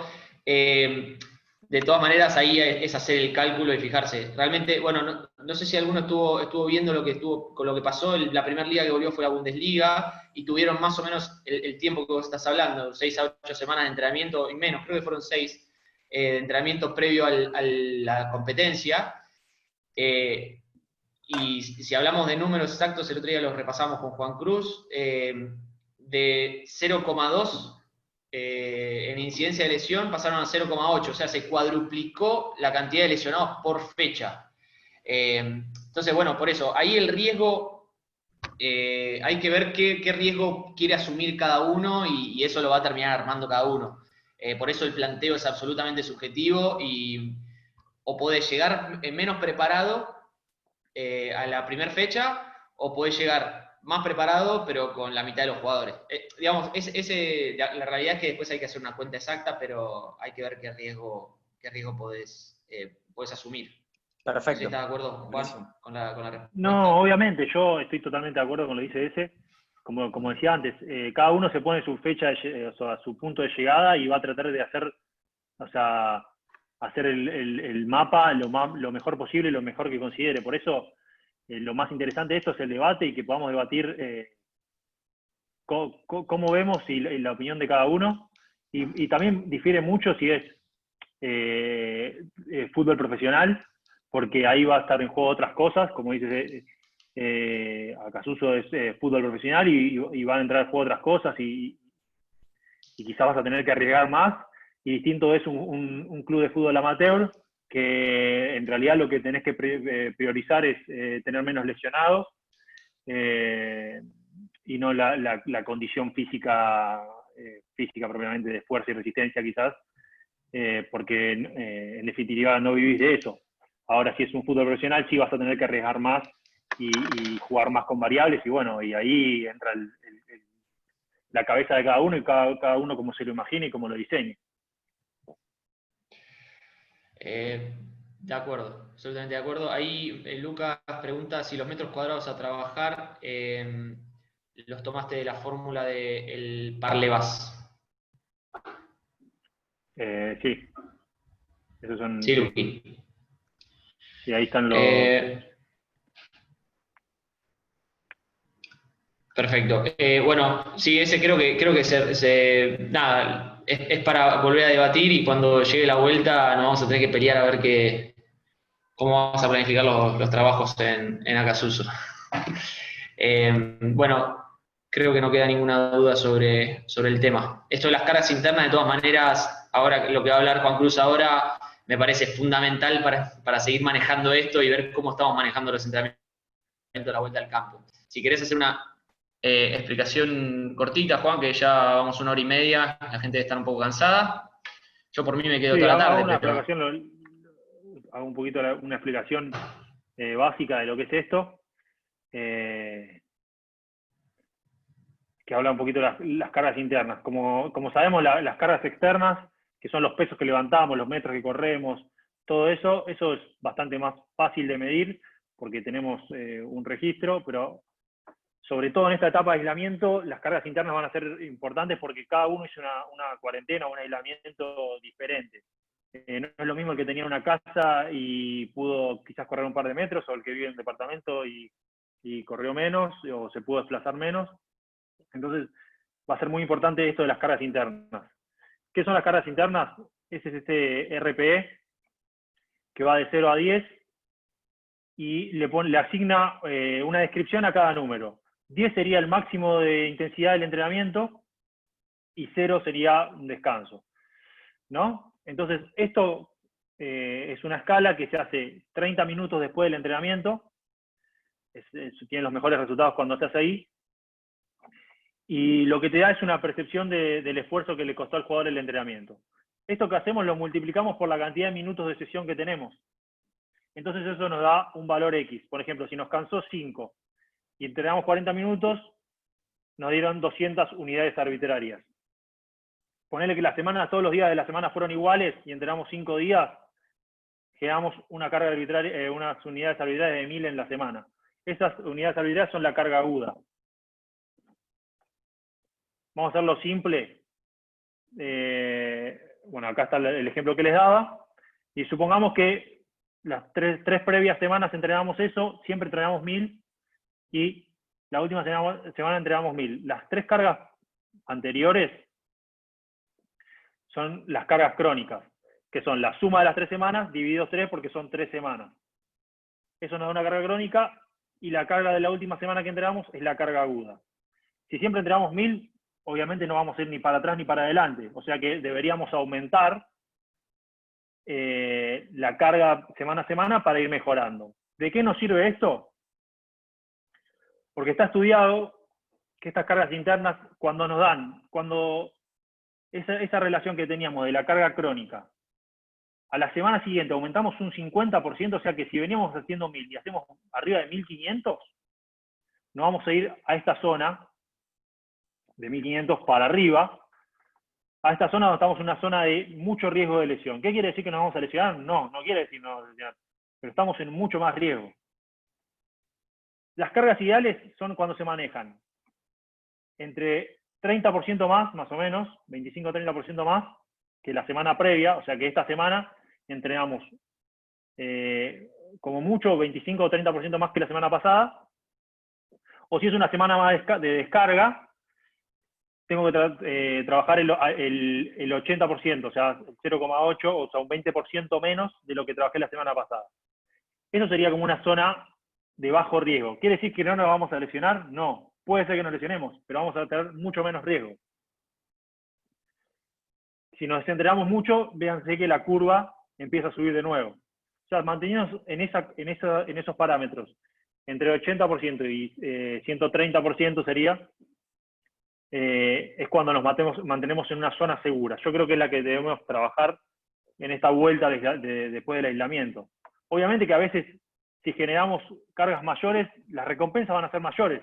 ¿Con más riesgo de lesión? Sí, pero bueno, a veces nos vemos beneficiados, sobre todo en el deporte profesional, donde es muy importante esto. Y acá doy 2 ejemplos básicos para que lo entendamos un poquito mejor. Acá donde en este cuadro, en el primer cuadro, hacemos un aumento de 20% de carga durante toda la semana. Cada semana aumentamos un 20% del entrenamiento para llegar a un valor X. Y en el segundo hacemos un aumento del 100%, o sea que nos vamos al doble. Si vamos a la carga de atrás, estaríamos por acá, o sea que estaríamos en mucho riesgo de lesión, y en el otro estaríamos por acá, que estaríamos con muy poco riesgo de lesión. O sea, acá tenemos muy poco riesgo de lesión, y acá muchísimo. ¿Cómo lo vemos en un gráfico? La primera semana entramos 1000 de la carga segura, ¿no? La segunda 1200, la tercera 1320 y la última 1584. La carga amarilla es el estado físico que voy adquiriendo. Fíjense que la fatiga y la carga verde es la fatiga que genero. Entonces, la diferencia entre el estado físico que tengo y la fatiga que genero, cuando es poquita, entre columna y columna, significa que voy a tener menos riesgo de lesión. ¿Qué pasa? La semana 4 tengo 1276, o sea, mi estado físico es de 1276. ¿Veo bien? Sí, 1276.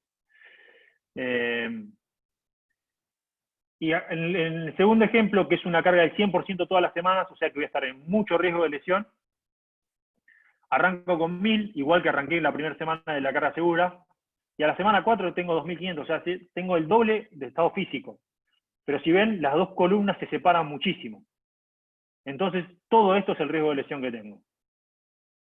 Así que básicamente un poquito las cargas internas sirven para saber eso. Sobre todo cuando los aislamientos fueron diferentes y cada jugador es diferente. Y un poco lo decía Marian, que esto de aprender a saber cuándo estoy cansado, cuándo no, cuánto me canso, cuánto no, es muy importante para que el jugador te diga, no, esta semana estoy cansado, quiero bajar un poquito las cargas, y no sea sinónimo de vagancia o de que no quiere entrenar, sino que que generemos esa confianza de poder decirte, che, necesito bajar la carga o estoy bien, ¿entendés? Esto es muy importante, la comunicación. Y bueno, como resumen, para el programa preventivo es la prevalencia de lesiones, saber qué lesiones son las determinantes en cada deporte, la incidencia, cada cuánto nos lesionamos para poder bajar o saber dónde estamos parados, si tenemos muchas lesiones o si tenemos pocas lesiones en nuestro equipo, evaluar a nuestros atletas para saber sus déficits, desarrollar el plan de intervención y llevar la estadística para verificar si es efectivo este plan o no. Esto sería básicamente cómo desarrollamos un plan preventivo y más o menos la respuesta a la primera pregunta que decíamos, ¿qué son los ejercicios preventivos y cuáles? Bueno, son todos los que nos lleven a tener menos lesiones durante la temporada, que nos lleven a tener nuestros atletas sanos, sea cual sea, y si está bien documentado, es válido. Así que, nada, es un poco eso la idea de esta charla y, bueno, transmitir la forma de pensar nuestra. Y, bueno, y en esta última parte, un poco abrir el debate y ver quién tiene una propuesta que nos sirva a todos para ver cómo volvemos. Bueno, yo para también sumar a lo último, me parece muy, muy útil la posibilidad de hacer RPE y de evaluarlo de entrenamiento tras entrenamiento y ver cómo absorbió el deportista el entrenamiento, o quizás sin hacer demasiada cuenta también sirve para ver cómo fue la carga de entrenamiento, si viste que muchos de los jugadores te dieron arriba de 6 o arriba de 7 o arriba de 8 los últimos 2 entrenamientos, quizás está bueno para bajar un poquito las cargas al día siguiente y ver cómo ir manejándolo de esa manera. A mí me parece una herramienta útil, es absolutamente subjetivo y también tiene que ver con el umbral de dolor que algunos mencionaban recién en el chat y tiene que ver con cuánto siente y cuánto te dice el deportista. Pero bueno, nada, es de todas maneras en un plantel grande y cuando no tenés otras herramientas es una buena forma de evaluar. Sí, obvio. Bueno, yo hice la experiencia ahora en el preolímpico con eso y me dio datos bastante interesantes. Bien, justo ahí alguien pregunta, ¿cómo lográs que te lo completen los jugadores? En realidad tiene que ser una obligación. Nosotros en algún momento lo hicimos también en Acasuso. No sé si los que estaban acá ahora lo vivieron, pero lo hicimos y los tenés que obligar a los jugadores a que lo hagan, por más que no lo quieran hacer. Sí, la realidad, mi forma, lo que pienso yo es que hay que educarlos a los jugadores en este sentido. Demostrarle o explicarle por qué les serviría esto y por qué no. Y yo creo que en base a la educación, un poco lo que decía Marian, y saber qué datos nos va a dar eso y que eso no significa que el jugador tenga menos miedo o más miedo de entrenar o que sea el que está cansado para entrenar menos. O sea, educarlo realmente, tratar de comunicarle para qué sirve esto. Y yo creo que como se entrena la parte física, se entrena la percepción y esto de saber cuándo estoy cansado y cuándo no. Y bueno, y que con eso decirles que tenemos una herramienta más para cuidarlos a ellos, porque en definitiva lo que haces con esto es cuidarlos a ellos. Sí, estoy de acuerdo. Hoy con un grupo de WhatsApp es muy fácil, o sea, completar y te queda toda la información ahí. Si ya lo sistematizás media hora después del entrenamiento que lo completen, es bastante sencillo. Pero bueno, lo principal es que se concienticen y que se den cuenta que es para ellos. Bien. No sé si alguno tiene alguna duda.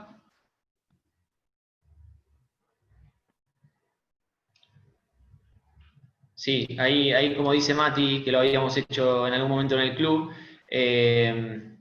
y lo que puede también tomar parte por los jugadores, digamos, hay en ocasiones en que quizás uno no quiere decir que tiene una molestia o no quiere decir que está cansado, que le costó para no perderse ningún entrenamiento, para no... Pero bueno, es como dice Juan, digamos, esto es absolutamente a conciencia. Después te lastimaste y no te perdiste un partido, te perdiste 4. Pero bueno, está bueno que también que compartan los jugadores a ver lo que sintieron cuando tuvieron la experiencia y demás. No sé si alguno más tiene alguna duda.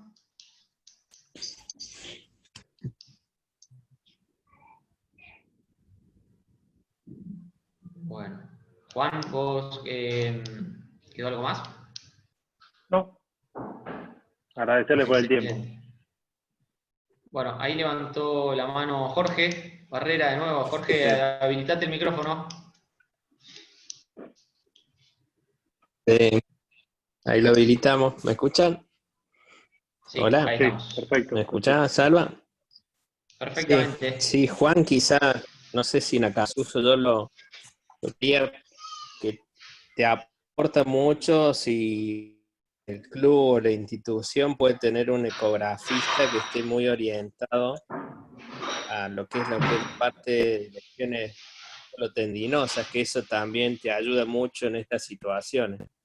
Nosotros en Córdoba estaba dividido y tenías todos los lunes y martes con los primeros entrenamientos, ya tenían un ecógrafo en el mismo club y eso también te ayudaba al profe y al equipo para ver cómo avanzar, porque a veces no sabes si es un dolor, si hay un desgarro, si hay algún hematoma, pero eso también hay que saber la limitación de cada institución, que cada uno Yo, se va a saber dónde está parado.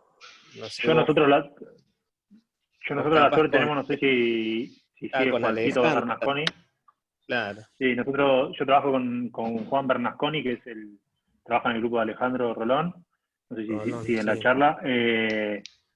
Que bueno, está buenísimo trabajar con él porque ves y ellos son muy buenos haciendo lo que hacen. Y se ve, y ante la mínima molestia o algo hacen una ecografía y explica muy bien y saben cuándo puede hacer una fatiga muscular, cuando hay algo más estructural. La verdad que eso es buenísimo. Obviamente no es fácil y no es un recurso que se tenga en todos lados, pero si se puede tener es un recurso totalmente espectacular. No solo para eso, sino, por ejemplo, todos los trabajos y los ejercicios que mostramos nosotros, la mayoría están comparados con ecografía. O sea que los cambios estructurales en el músculo se ven con ecografías. Si se agregaron los halcones en serie, la sección transversal del músculo, si aumentó o no. Y eso está buenísimo porque, en definitiva, ves si el ejercicio está funcionando o no para hacer lo que querías. Tanto en la parte de entrenamiento o de prevención como en la parte de diagnóstico temprano. Trabajar con un especialista en imágenes es fundamental para mí. Pero bueno, es un recurso bastante difícil de tener. Sí. Tal cual. Bien. Listo. Bien. Gustavo Rosas creo que levantó la mano también, a ver si Gustavo querés habilitarte el micrófono. Sí, hola Salvo, hola Juan.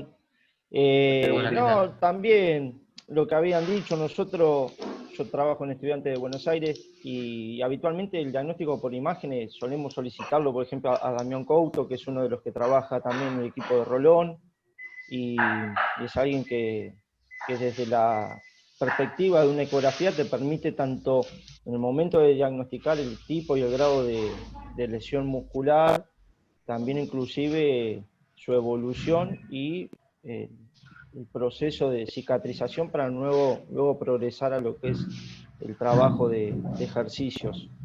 Así que la verdad que sí, uno se basa mucho en el tema de las imágenes bajo ecografía, sobre todo con gente que se dedica todo el día a hacer eso y está muy empapada, sobre todo en el ambiente del fútbol. Y después desde esto que decían de las encuestas hacia los jugadores, nosotros las realizamos, de hecho está a cargo del profe, donde se le envía un cuestionario al jugador, y es muy a conciencia, y la verdad que durante la pretemporada es uno de los datos que nos ha permitido tener registros, para más que nada en cuanto a las lesiones que vayan apareciendo. Excelente, Gustavo. Sí, la verdad que coincido en lo que decís. Tanto la ecografía como el RPE son dos herramientas útiles como para monitorear y seguir previniendo, que es al final lo que tenemos que hacer. Prevenir más que curar. Exacto, y como dijo Juan, hay cositas que van a ser muy progresivas y que bueno, se va a tener que arrancar muy de cero, muy de a poco, porque bueno, ya ha demostrado, inclusive afuera, donde tienen quizás otros recursos un poco distintos a nosotros, que tienen un alto índice de lesión, entonces nos permite ya poner el ojo en esto que la verdad que va a ser importante y va a ser la diferencia. Excelente, gracias Gustavo, gracias por el aporte. En relación a esto también está bueno sumar algo que hablamos con Juan en la semana pasada también, el control, si nosotros tenemos un registro de la fuerza que pudo hacer ese jugador en uno de los test que nosotros propusimos, por ejemplo, de cuádriceps o de isquio o de aductores, y lo podemos evaluar después de la día de competencia, con ese squeeze test o simplemente con un tensiómetro, así de sencillo, podemos ver también la posibilidad o el riesgo de lesión que tiene. Si encontramos un jugador que hace una cantidad de fuerza mucho menor a la que hacía cuando estaba descansado, es índice o nos previene a que se pueda lesionar en la semana, digamos, tener cuidado y hay que ver cuánta fuerza puede hacer. No sé, Juan, ¿podés explicar un poquito más que estuvimos charlando esta semana? Sí, nos sirve mucho para eso, como tocamos un poquito el tema, pero quizás no se le dio tanta profundidad.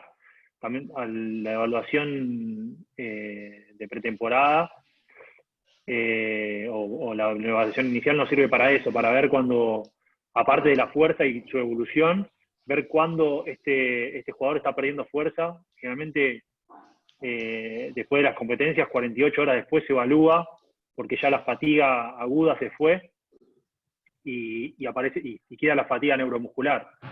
Entonces, ver eso, si hay mucho decaimiento en esa fatiga neuromuscular y los porcentajes de fuerza son mucho menores, estamos hablando de que ese jugador está en riesgo de lesión porque su tiempo de reacción va a ser peor. Y ese tiempo de reacción son esos milisegundos que hacen que te termines lesionando. Y entonces eso es muy importante para la cuantificación de las cargas. Y quizás es un ejercicio mucho más, es un método mucho más económico y quizás igual de efectivo para prevenir lesiones. Y está bueno que lo podamos hacer. Quizás en planteles grandes lleva demasiado tiempo hacer todos los testeos, pero si tenés recurso humano, yo creo que se puede hacer. Y como decís, digamos, la mayoría de las lesiones se da por descoordinación, fatiga y, bueno, hay un montón de factores más, pero bueno, es un factor más a tener en cuenta. Me parece que puede sumar. Bueno, si alguno quiere aportar algo, ya nos recontra extendimos. Creo que se tocaron la mayoría de los temas que queríamos tocar. Bueno, desde mi lado y el lado de Bast, agradecer principalmente a Juan Cruz, que realmente preparó una charla que dio en la tecla de lo que necesitamos en este momento, me parece, todo lo que trabajamos en el fútbol o en cualquier otro deporte, o que jugamos, intentamos jugar al fútbol también, digamos, como deportistas, creo que nos suma un montón. Entonces, nada, espero que se haya aprovechado, que hayan podido adquirir algunos conocimientos o algunas herramientas como para que la vuelta sea sin lesiones. Cualquier cosita, los que me estaban pidiendo los cuadros del final y demás, me escriben a mí o a Juan Cruz, los que tienen contacto con él, y se los pasamos. Así que bueno, nada, gracias Juan y gracias a todos por participar. Y todos los que dieron su granito de arena, Gustavo al final, Jorge, Marian, bueno, todos los que dieron su opinión, la verdad que nos suma también para el debate. Muchísimas gracias a todos, gente. Gracias a todos, gracias por el tiempo. Un abrazo grande.